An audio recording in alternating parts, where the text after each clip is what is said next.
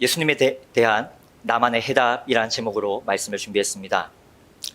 자, 먼저 2012년 4월 말 마스터 셰프 코리아라는 요리 경연 프로그램이 한국에서 최초로 방영되었습니다. 혹시 이 방송을 기억하거나 보신 분 계십니까? 저만 봤습니까?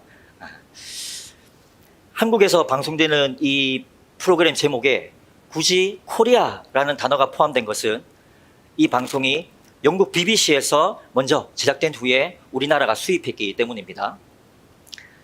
이 프로그램에서는 먼저 전국에서 공식적인 요리사 과정을 거치지 않은 다양한 직업군의 아마추어 요리사들이 각 지역에서 치열한 예선전을 치릅니다.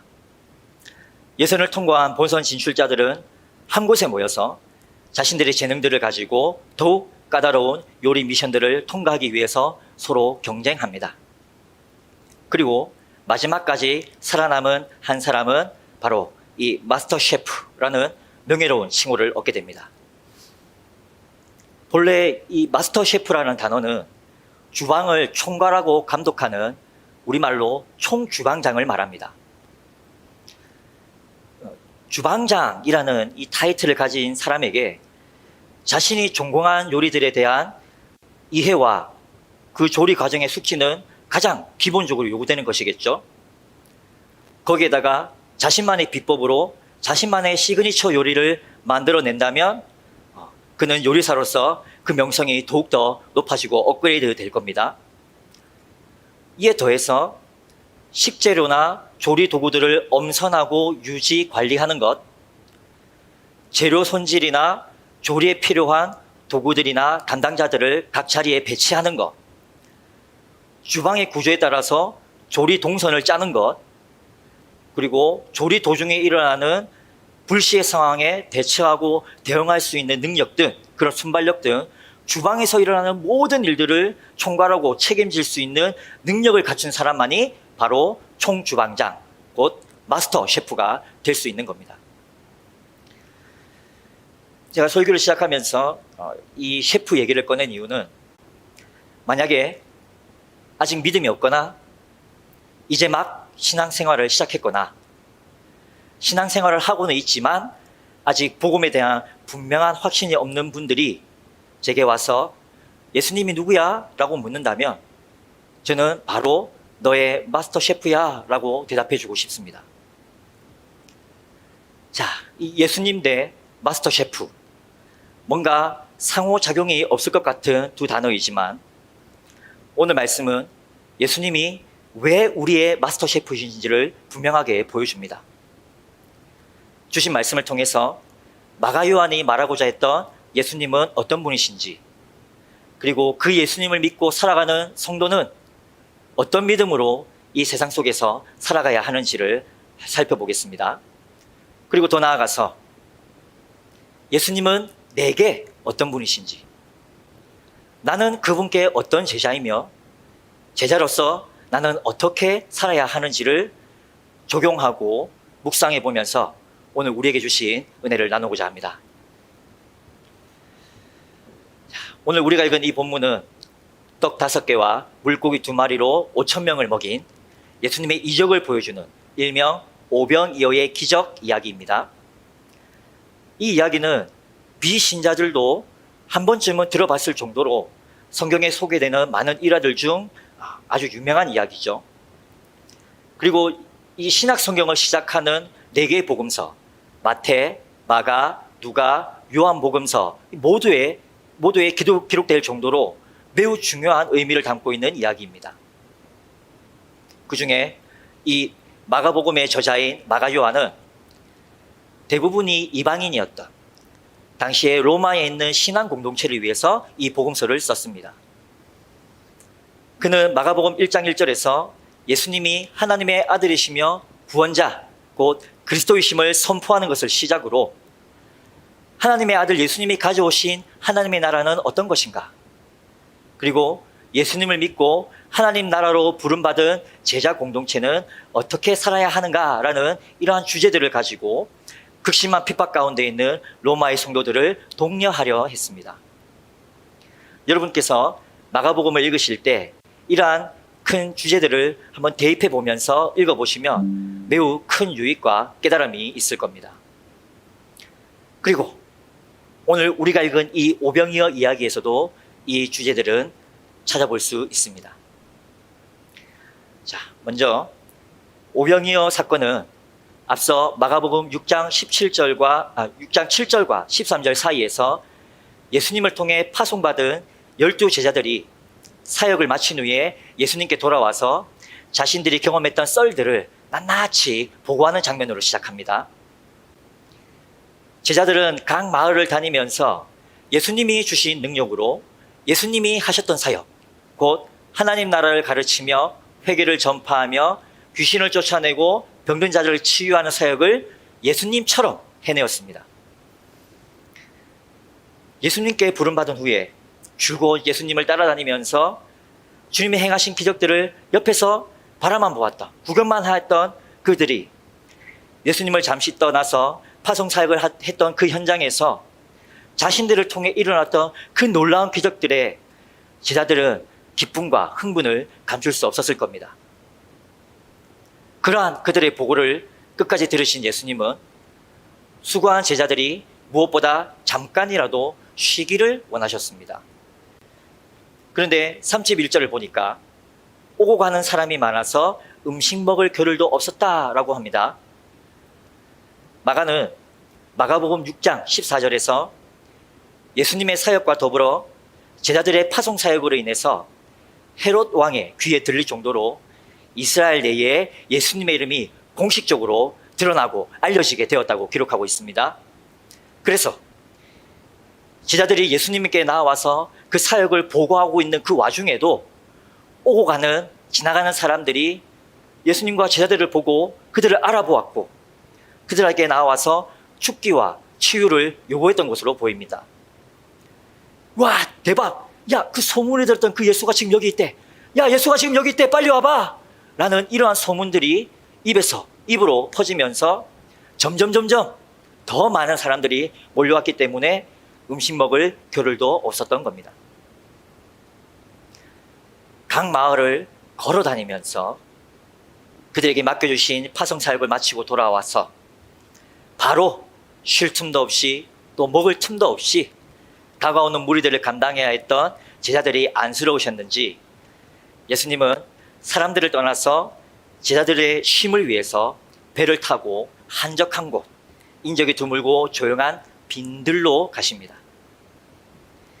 자, 이 장면에서 자신에게 다가오는 뭇 사람들을 뒤로 한 채 떠나가는 이 예수님의 모습이 매정하게 보이신다면 그것은 저자인 마가의 의도를 조금 오해하신 겁니다. 마가는 지금 이 부분에서 피곤하고 지치고 굶주린 제자들의 상태를 아시고 거기에 먼저 집중하시는 예수님의 관심을 보여주고 있으며 자, 잠깐 쉬어라 라고 말씀하시는 제자들을 향한 예수님의 배려를 보여주고 있습니다. 그런데 예수님과 제자들이 군중들을 피해서 배를 탔지만 소문을 듣고 모인 사람들은 저만치 배를 타고 가고 있는 예수님과 제자들을 그래도 알아보았습니다. 그리고 그들이 어디로 갈지도 예상했습니다. 거기다가 순식간에 퍼져버린 예수님에 대한 소문을 듣고 각 마을에서 많은 사람들, 큰 무리가 올라와서 예수님을 만나기 위해 육로로 뛰어서 배를 타고 있는 그들을 쫓아갔고 예수님과 제자들이 배에서 내릴 곳에 먼저 도착하는 뭔가 스토커와 같은 그런 열정을 지금 보여줍니다. 예수님은 제자들의 쉼을 위해서 이 사람들을 피하려 했지만 이렇게 자신을 만나기 위해서 앞뒤 가리지 않고 나오는 이 목자 없는 양 같은 큰 무리를 보셨고 본문에는 그들을 향한 예수님의 이 애절한 애틋한 감정이 불쌍히 여기심이란 말로 나타납니다. 왜 그들을 불쌍히 여기셨을까요? 예수님께 모인 이 큰 무리들은 당시에 화려하고 풍족한 삶을 살고 있는 귀인들이나 권력자들이 아니었습니다.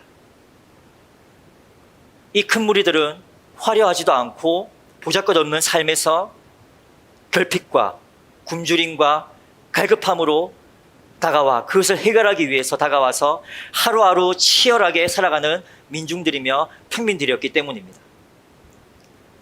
또한 그들은 과거부터 지금까지 지속적으로 참된 영적 지도자를 만나지 못한 채 목적 없이 방황하는 목자 없는 양 같은 삶을 살아왔기 때문입니다.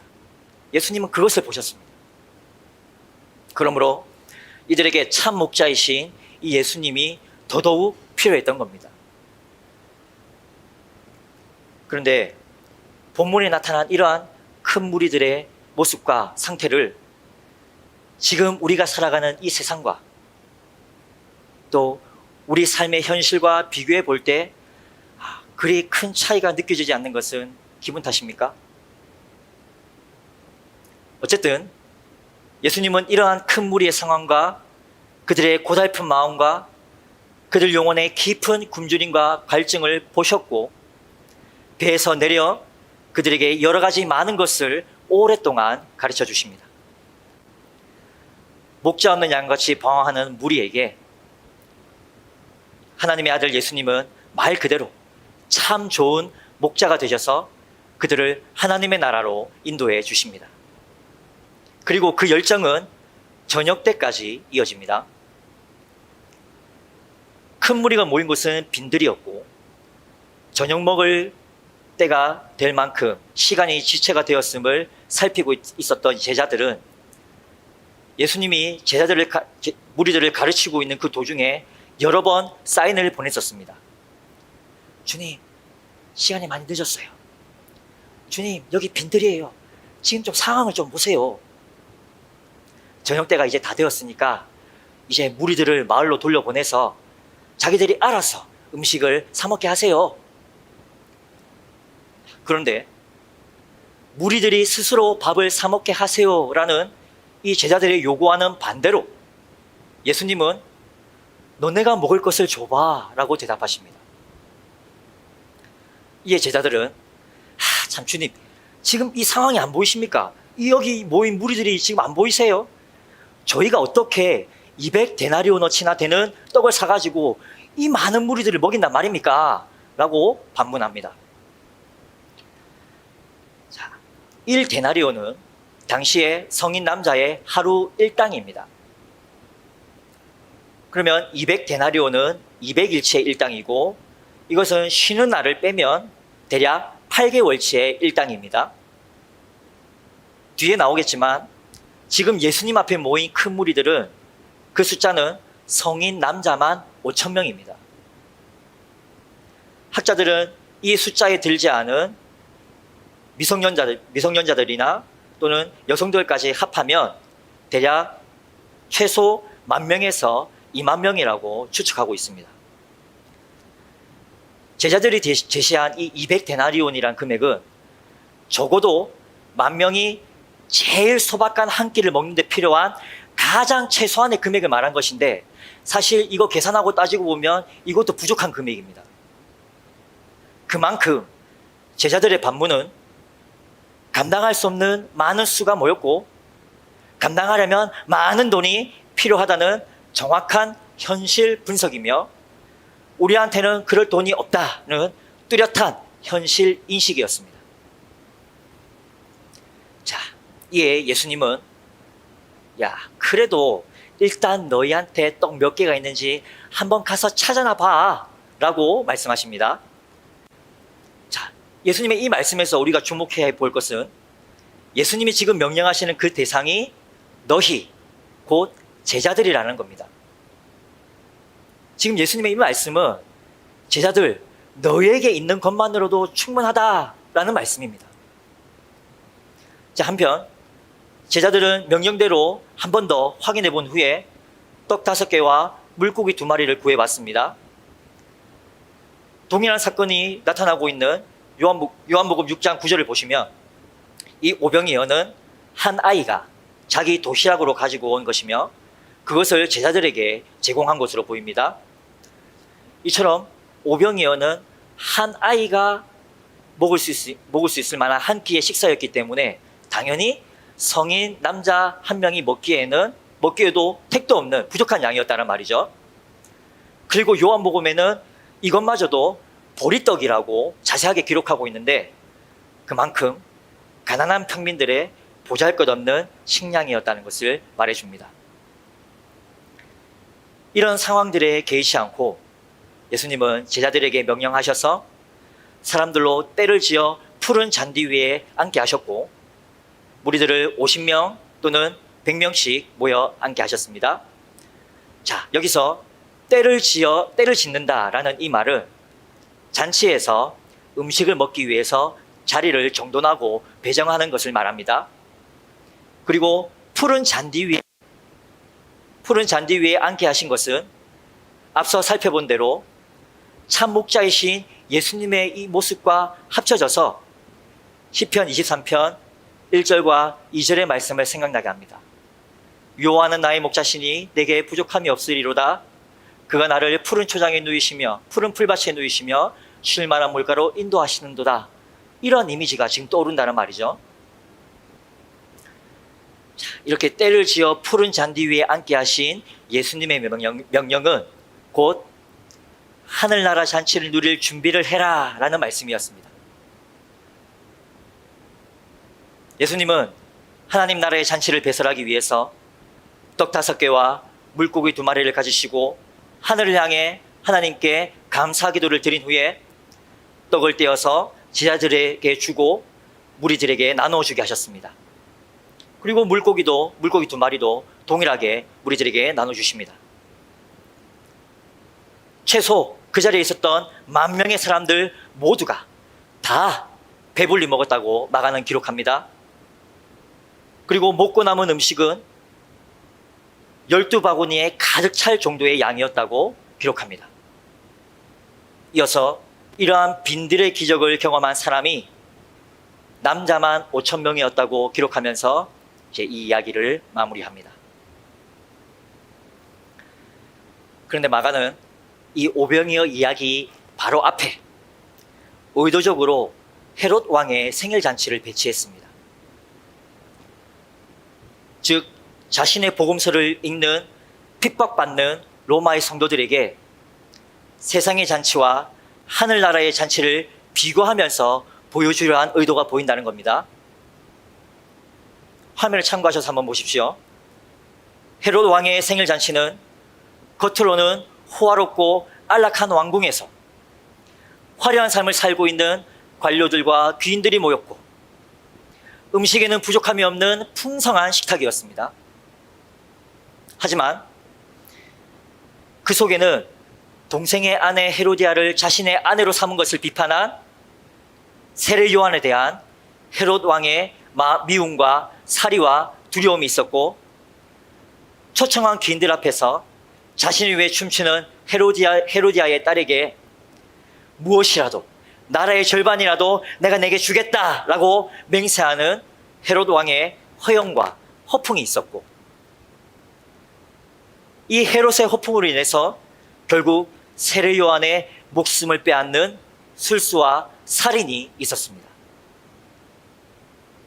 한편 참 목자이신 예수님이 함께하는 하늘나라의 잔치에는 겉으로 보기엔 황량하고 불편한 광야와 같은 빈들이었습니다.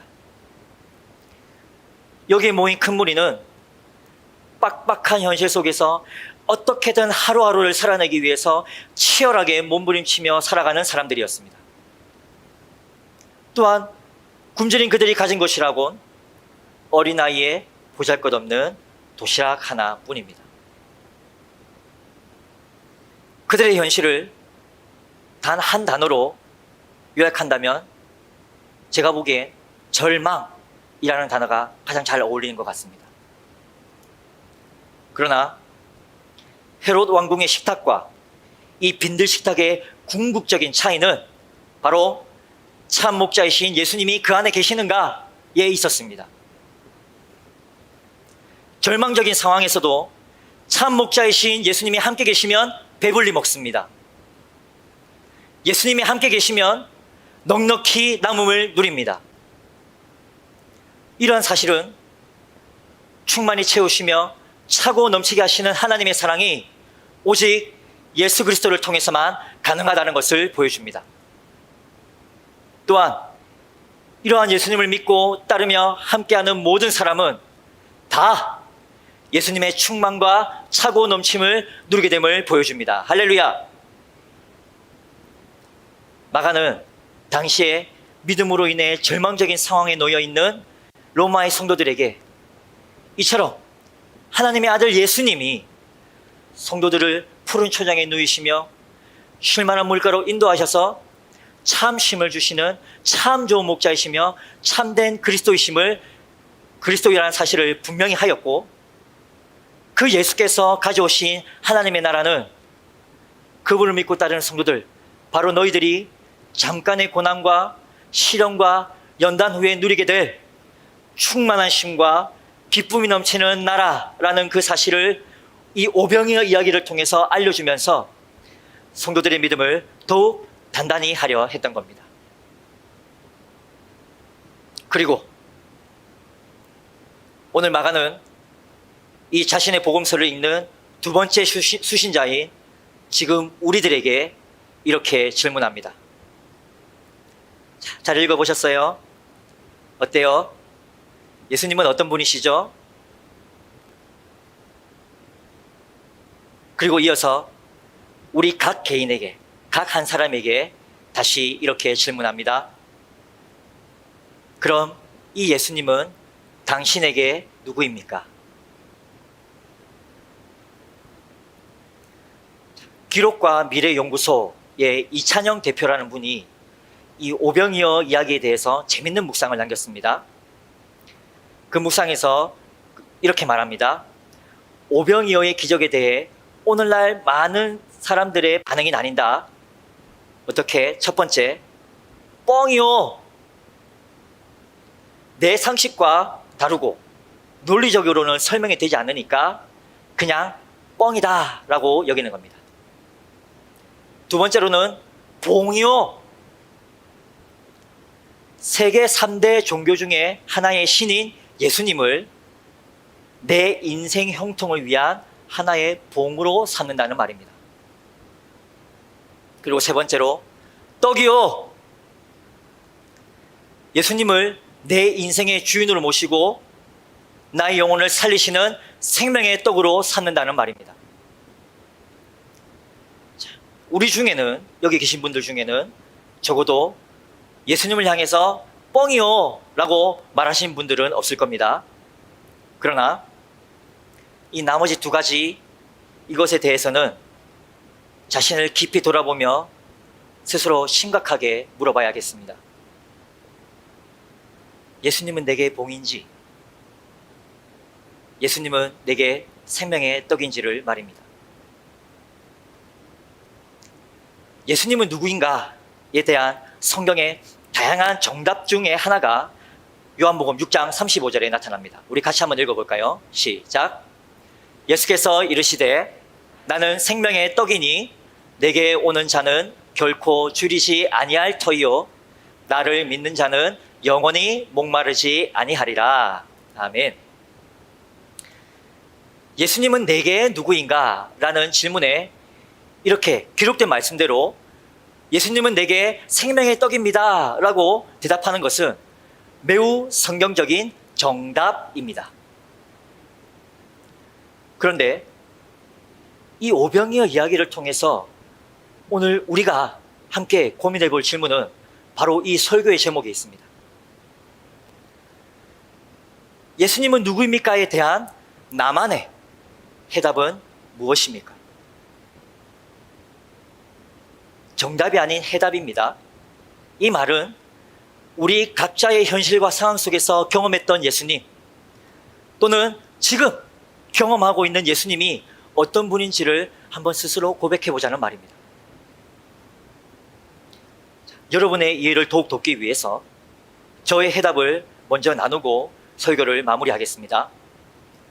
한번 들어보신 후에 여러분의 해답도 꼭 한번 묵상해 보시기 바랍니다. 설교 서두에 꺼냈던 이 마스터 셰프 코리아라는 프로그램은 저에게는 꽤나 특별한 기억으로 남아 있습니다. 군대에서 한식조리 자격증을 취득한 것을 계기로 제대 후에 일본식 선술집, 횟집, 일식집에서 본격적으로 일식을 공부하면서 주방 일을 시작했었습니다. 거기서 배웠던 지식과 경험들을 가지고 2006년부터 지금도 부모님이 경영하고 계시는데 우리 부모님의 횟집에서 함께 일했습니다. 그 와중에 일식 자격증도 취득하면서 부모님의 가게를 물려받을 그 준비를 착실하게 하고 있었습니다. 거기다 좀 더 욕심을 내어가지고 복조리 자격증까지 따보려고 준비하고 있던 2007년 겨울, 예배음악과 찬양인도 사역을 준비하기 위해서, 공부하기 위해서 그 모든 것들을 뒤로 하고 서울로 무작정 올라갔습니다. 그로부터 5년이 지난 2012년, 마스터 셰프 코리아라는 이 방송을 즐겨보던 어느 날 문득 만약 내가 지금까지 주방 일을 포기하지 않았다면 지금쯤이면 나도 저기에 나갈 정도의 실력이 되지 않았을까? 라는 생각이 들었습니다. 왜 갑자기 이런 생각이 났을까요? 부모님과 모교회 담임 목사님의 만류에도 불구하고 하나님께 드렸던 서원을 들먹이면서 거창한 포부를 가지고 상경했지만 5년이 지나도록 월 40만 원의 인생은 그대로였고 물질을 채우기 위해서 이 모양 저 모양으로 애쓰고 있는 아내의 몸과 마음의 고생이 훤히 보였고 딸은 점점 커가고 있고 여기까지 나를 보내셨으니 나를 통해 뭔가 큰일을 해내실 것 같고 그리고 그 일이 뭔가 될 것 같았던 그 사역들이 점점 축소되고 희미해지는 그 현실이 보였습니다. 그러다 보니 고향을 떠나서 지내온 그 5년이란 세월이 허무하고 야속해서 본전 생각이 났던 겁니다. 그래서 아직 늦지 않은 것 같은데 지금이라도 다 포기하고 다시 내려갈까? 그러면 적어도 먹고 사는 문제는 해결되잖아. 이런 생각과 동시에 아니야, 내 실력으로 지금 여기까지 온 것도 하나님의 은혜야. 조금 더 버텨보자. 서원했잖아. 그리고 나는 하나님 믿는 사람이잖아. 이러한 생각들이 서로 격렬하게 제 속에서 싸웠습니다. 그러던 중에 개인적으로 보고 있던 그림 묵상의 한 그림에서 뒤통수를 한 대 세게 맞았습니다. 자, 이 그림에는 이런 글이 함께 삽입되어 있었습니다. 제가 한번 읽어드리겠습니다. 많은 요리사들이 최고의 요리를 만들려면 신선한 재료를 사용해야 한다고 말합니다. 그러나 내 삶에 가장 어둡고 수치스러웠던 시간이라는 재료로도 감사라는 최고의 요리를 만드시는 진정한 셰프가 있습니다. 그림을 유심히 본 후 그 옆에 있는 이 글을 읽는 순간 바로 인정이 됐습니다. 그래 맞지. 그래 맞아. 내가 믿는 예수님이 바로 이런 분이시지. 그리고 오늘 저희가 읽었던 이 오병이어 이야기가 이러한 사실들을 더욱 분명하게 해줬습니다.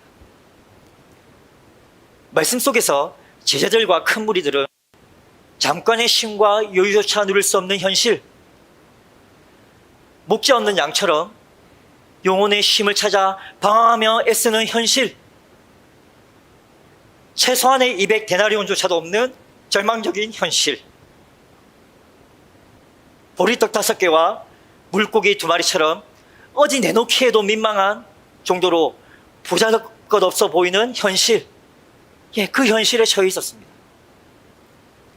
그러나 예수님은 그 보잘것없고 절망적인 현실을 가지고 현재 있는 것에 감사함으로 하나님께 기도하셨고, 현실을 직시하고 분석하며 계산하고 있는 제자들과 큰 무리들에게 그들이 바랄 수 없었던 충만한 배부름과 그들이 예상치 못했던 넉넉한 쉼을 경험하게 하셨습니다. 이러한 예수님의 모습에서 진정한 마스터 셰프의 모습이 보이지 않습니까? 자, 이제 눈을 돌려서 저의 삶을 다시 한번 바라봅니다. 제가 살아가고 있는 현실을 세상의 관점으로 볼 때 이 오병이어 이야기 속에 제자들과 큰 무리가 찬 현실과는 별 다를 바가 없다는 사실은 여전히 변함이 없었습니다. 그러나 말씀에 기록된 대로 예수님은 저의 이 어정쩡하고 초라한 외모, 같은 사역자들에 비해서 수준 이하 또는 수준 미달인 실력, 또 감히 사역자라고 말하기에 여전히 미숙한 인격, 지금도 여전히 다 꺼내놓을 수 없는, 말할 수 없는 부끄러운 지난날의 후회,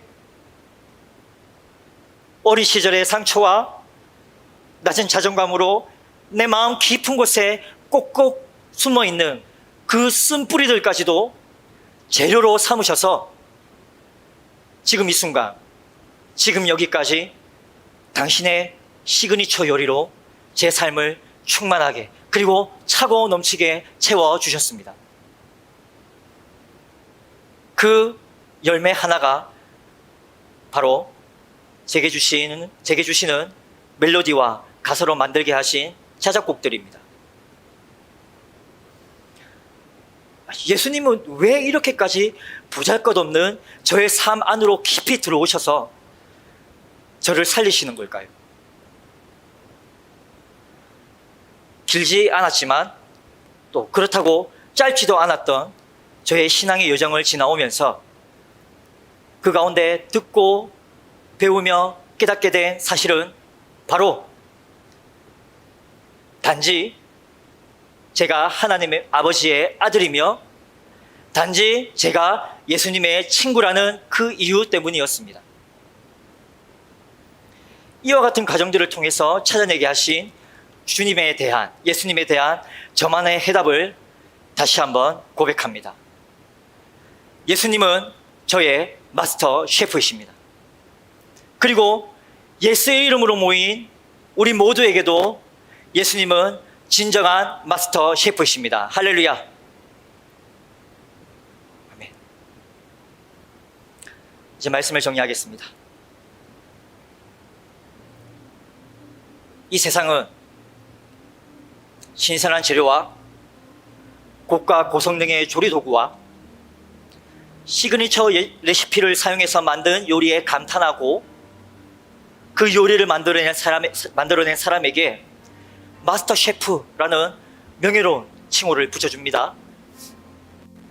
하지만 예수님은 내가 보기에 내 안에 몇 없지만 그마저도 보잘것없는 삶의 재료로 또는 세상의 기준으로 보았을 때 수준 미달이거나 더 이상 사용 불가능한 현실의 재료만으로도 당신만의 답을 내시고 당신만의 시그니처 요리로 우리를 충만히 배부르게 하십니다.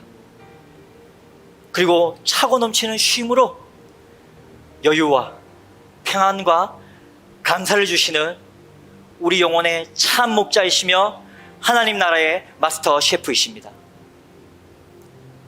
오늘 함께 나눈 이 오병이어의 말씀이 다운교회라는 이 믿음의 공동체 안에 들어와서 함께 예배드리는 사랑하는 우리 다운가족 모두에게 예수님은 누구인가에 대한 정답과 자신만의 해답을 찾아가는 시작이 되기를 간절히 소망합니다. 또한 각자의 자리에서 주신 말씀을 묵상하면서 예수님은 내게 누구이신가? 라는 질문에 대한 자신만의 해답을 찾았거나 또 앞으로 찾게 되신다면 예수님만이 내 삶의 주인이시며 그분은 나보다 앞서 예비하시고 준비하시며 나를 지지해 주시는 좋으신 분이심을 확신하여 우리 각자에게 허락하신 이 호흡이, 이 생명이 끝나는 그날까지 주님과 늘 함께 동행하는 우리 다음 가족들이 되시기를 간절히 소망합니다. 그리고 마지막으로 죄인이며 보잘것없는 연약한 우리에게 믿음을 선물로 주시고 자녀 삼아주신 아버지 하나님과 푸른 목초지와 쉴만한 물가로 인도하셔서 내 영혼을 편히 눕게 하시는 참 목자이신 예수님과 때마다 도우시고 조명하시는 성령님과 함께 자신만의 해답과 그 속에서 발견한 자신만의 신앙 고백대로 살아내기 위해 몸부림치시는 다음 신앙 공동체가 되시기를 원하고 바라고 기도합니다.